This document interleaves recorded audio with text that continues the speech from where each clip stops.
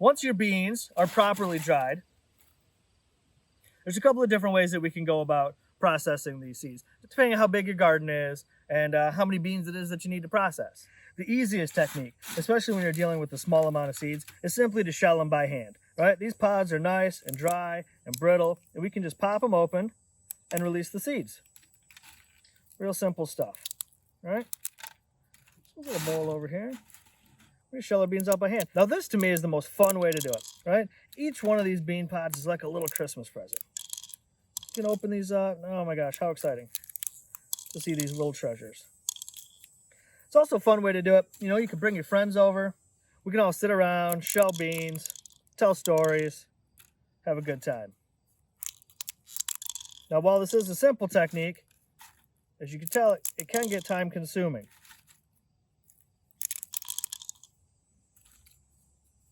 So if you've got a lot of beans to process, you might need to choose a different technique. All right, now for this, all we're going to need simply is a bucket and a flail of some sort. I'm actually going to use this baseball bat.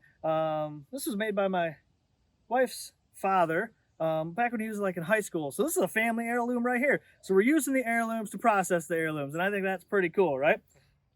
So what we're going to do is just take our beans, dry bean pods, and put them right into this bucket.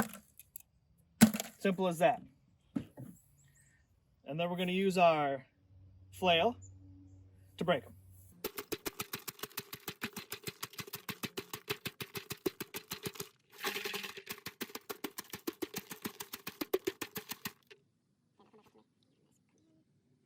Now really all that we're doing here is we're using force to shatter these seed pods to release the seeds, right? That's how they're designed.